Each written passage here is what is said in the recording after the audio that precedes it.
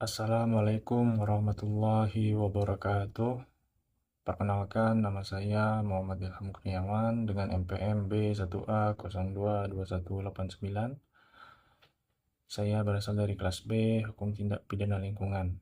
Pada kesempatan kali ini, di sini saya akan memaparkan materi berkenaan dengan tindak pidana lingkungan. Baiklah, pada penjelasan yang pertama, di sini saya membahas mengenai pengertian apa itu tindak pidana lingkungan.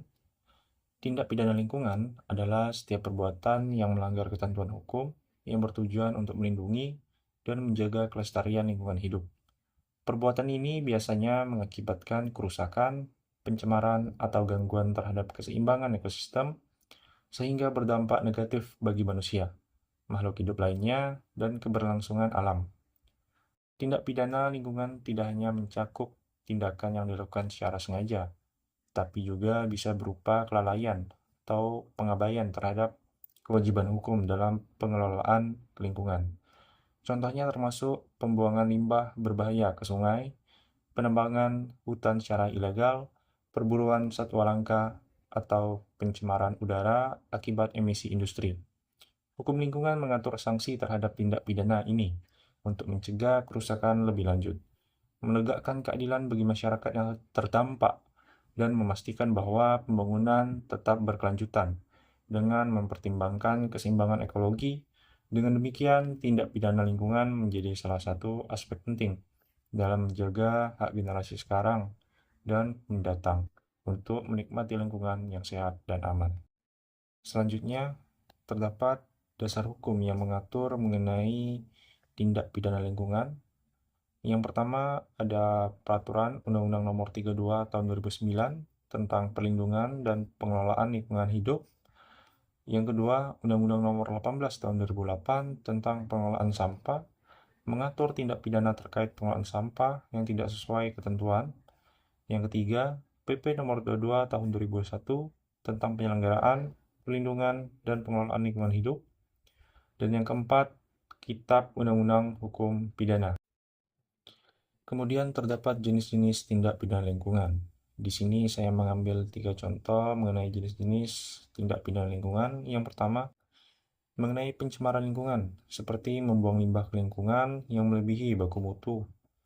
Kemudian mencemari air, udara, atau tanah, dan melakukan dumping, pembuangan limbah ke laut tanpa izin. Yang kedua, perusahaan lingkungan, seperti melakukan perbuatan yang mengakibatkan kerusakan lingkungan, kemudian merusak ekosistem, dan melakukan pembakaran lahan.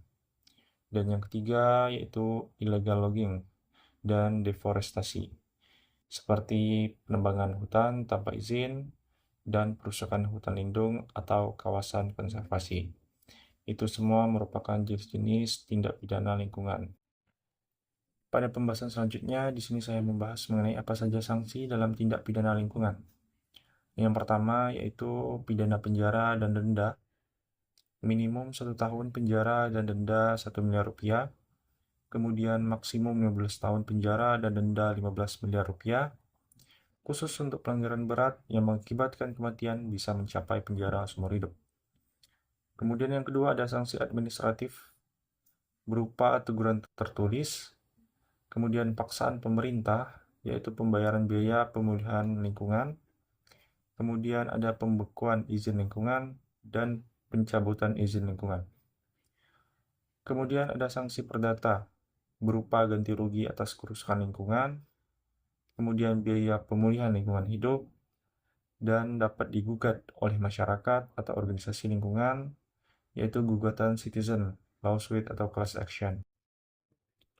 Pada pembahasan selanjutnya, di sini terdapat contoh kasus mengenai tindak pidana lingkungan seperti pencemaran di anak Sungai Citarum. Di sini saya akan menjelaskan mengenai kasus posisinya. Pada April tahun 2019, Sungai Cibat di Desa Taman Mekar, Kecamatan Pangkalan dipenuhi limbah berbusa. Masyarakat kemudian melaporkan kasus tersebut ke Dinas Lingkungan Hidup dan Kehutanan.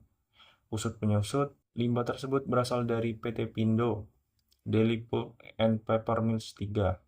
DLHK kemudian meminta bantuan Satuan Polisi Pamong Praja untuk menyegel pabrik tersebut. Permohonan penindakan itu kami sampaikan ke Satpol PP melalui surat nomor 180/981/PPL tertanggal 7 Mei 2019. Ungkap Rosmalia Dewi, Sekretaris DLHK Karawang, Kamis 19 Mei 2019. 5 bulan kemudian pencemaran terjadi lagi dengan lokasi yang sama. Menindaklanjuti kasus tersebut, unit Tipiter Satuan Reskrim Polres Karawang bergerak ke lokasi. Pengecekan melibatkan Satgas Citarum Harum Sektor 18 dan Dinas Lingkungan Hidup Karawang. Setelah dicek, ternyata benar ada kegiatan pencemaran tersebut.